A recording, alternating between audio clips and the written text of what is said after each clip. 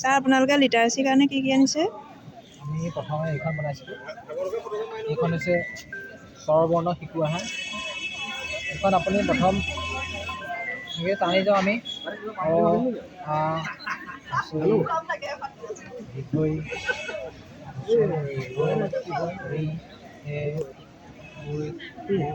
ওলাই যাব। চিহ্ন চিনাকি হয় এইখন। প্ৰথম কোনো চিন নাই। কিন্তু আখৰ আমি কি লিখিব পাৰোঁ সেইটো ইয়াত আছে। অমিতা আকাৰ এডাল আৰু ইয়াৰ আম হুঁচৰিকাৰ ইটা দীঘৈকাৰ ইগল আহিব লৈছে নেকি? এইটো ক আখৰৰ লগত এনেকৈ স্বৰচিহ্ন ব্যৱহাৰ কৰিম। ক এইটো কঁঠাল কল। এইটো কত যদি আকাৰ দিলোঁ তেতিয়া কি হ'ব? কতে আকাৰ দিলে কি হ'ব? কা আৰু শব্দ কি হ'ব? কাল কাঠ চকা।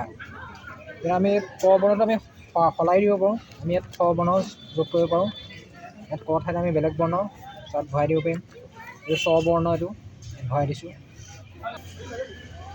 স্বৰ চিহ্নখিনি ব্যৱহাৰ কত কো কৰিলে কত উকাৰে কো, কত কো কাৰ দিলে কত উকাৰে কো। এনে কত যদি আকাৰ হয় আকাৰ কত আকাৰে কা। এখন জেগাতে আখৰখিনি মাজত ধৰি ফুৰিব পাৰিব তেওঁলোকে। জ যিকোনো আখৰ যদি মাজত ধৰি ফুৰি দিওঁ তাক চিনাক্ত কৰিব বৰ্ণজালখন চাই। এইখন হৈছে ব্যঞ্জন বৰ্ণ চাৰ্ট। আমি বিভিন্ন ধৰণৰ শস্যৰ গুটি লৈ এইখন বনাইছোঁ। ক কাৰণে আমি এইটো বৰা ধান ব্যৱহাৰ কৰিছোঁ। এই তিলেৰে খটো বনাইছোঁ। আৰু আখৰখিনি ছাত্ৰ ছাত্ৰীসকলে চুই চাই গম পাব আখৰটো কেনেকুৱা। চিনাকি আমি যিকোনো এটা আখৰ লৈছোঁ এইটো যুক্ত আখৰ শিকোৱা হা। আমি যিকোনো যুক্ত আখৰ লিখিলে ন যোগ ত নদ্যান্ত। আৰু ইয়াত কি শব্দ গঠন কৰিব পাৰি সেইটো আমি চাবৰ কাৰণে আমি লুটিয়াই দিলোঁ। যিটো হৈছে শব্দ কন্ত। তেনেকৈ প্ৰতিটো বা নতুন নতুন শব্দ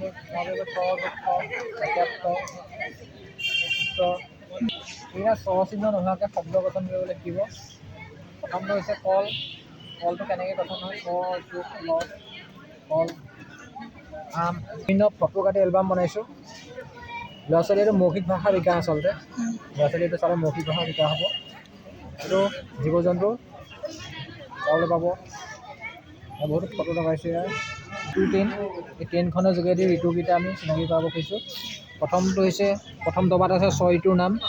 তাৰ পাছৰ দবাত ক্ৰমে গ্ৰীষ্ম বৰ্ষা শৰৎ হেমন্ত শীত বসন্ত।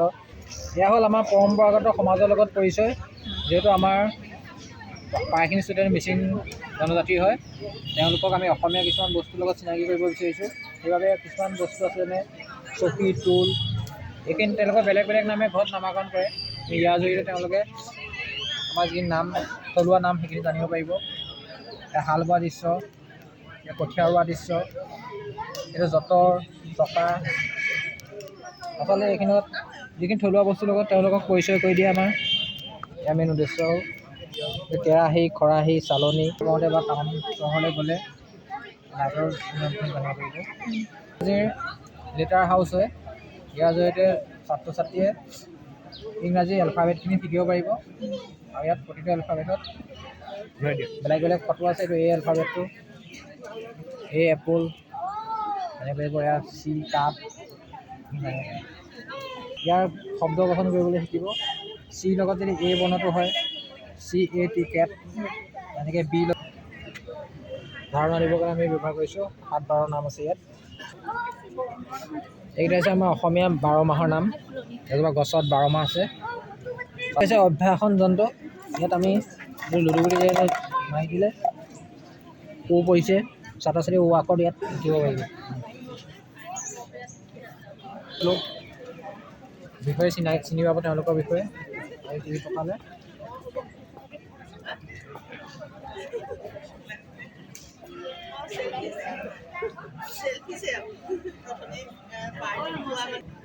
সাংখ্যিকতাখিনিয়ে দেখাওকচোন। সাংখ্যিকতাৰ কাৰণে আমি এইখন গোটেই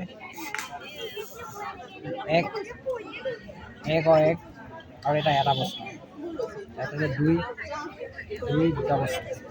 ইয়াৰ যদি 1, 2খিনি ধাৰণা পাব আৰু কেনেকৈ লিখে তাৰ ধাৰণা পাব। এইখন হৈছে পাক গণিতিক ধাৰণা। ইয়াৰ জৰিয়তে ল'ৰা ছোৱালীয়ে অংকৰ ধাৰণা পাব, আগৰ সংখ্যা পাছৰ সংখ্যা ধাৰণা পাব। ধাৰণা বহি এখন শপত ক্ষীণ ওখ চাপৰ সৰু ডাঙৰ আগত গাড়ীখনৰ পাছত আছে, এই গাড়ী আগত আছে, চুটি দীঘল। এই তলত গছজোপাৰ গছৰ ওপৰত পখিলাটো ইয়াত ফুলজোপাৰ ওচৰত আছে, ইয়াত পখিলাটো দূৰত আছে। এইখনৰ যদি আমি যোগৰ ধাৰণা দিবলৈ চেষ্টা কৰিছোঁ, আৰু যোগৰ ধাৰণা দিবলৈ প্ৰথমে আমি কৰিম, ইয়াত পলিথিন লগোৱা আছে, ইয়াত মহাৰ খাই যায়, ইয়াত 3, ইয়াত 3 লিখিম। 3 যোগ 2, 3য়ে 2য়ে কিমান হ'ব এইটো জানিবৰ কাৰণে প্ৰথমে আমি দাঙিব 3 মানে 3জোপা ফুল দাঙিম, 2 মানে দুজোপা ফুল। এতিয়া 3য়ে 2য়ে যোগ কৰিলে কিমান হ'ব? ইয়াত 1 2 3 4 5 আৰু ইয়াত আমি 5টো লিখি দিম। আমি বিয়োগৰ ধাৰণা দিবৰ কাৰণে এইখন ব্যৱহাৰ কৰিছোঁ। এইখন বিয়োগৰ ধাৰণা দিব প্ৰথমে 5ৰ পৰা 3 গ'লে কিমান হয় উত্তৰটো জানিবৰ কাৰণে প্ৰথমে 5 মানে 5টা মাছ, 1 2 3 4 5টা, তাৰে 3টা মাছ এই মাছটোৱে খাই পেলালে। কেইটা মাছ থাকিব? এটা মাছ খালে, 2টা মাছ খালে, 3টা মাছ খালে। এতিয়া কেইটা মাছ থাকিলে? 2টা মাছ, সেই 2টো ইয়াত লিখি দিব। 5ৰ পৰা 3 গ'ল, থাকিল 2।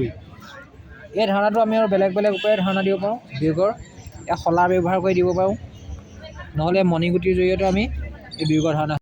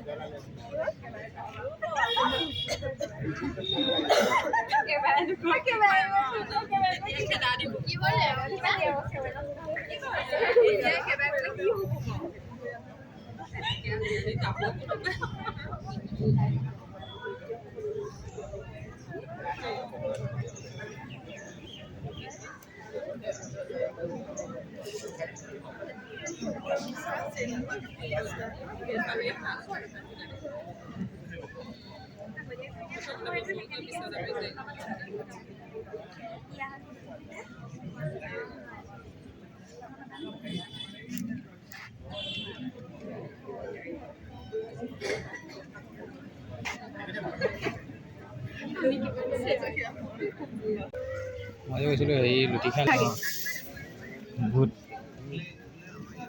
এইটো মই হেৰিয়াত চাইছিলোঁ, ইউটিউবত চাইছিলোঁ, ময়ো চাইছিলোঁ এইটো। দিয়াচোন, মাথাটোৱে ঢুকি নাপায়গৈ মানে সোনকালে আহিব। এতিয়া ৰ'বকেইটালৈ ইংলিছকেইটা সংগীতা বেলেগ কথাখন নিলাই ভালে আছে।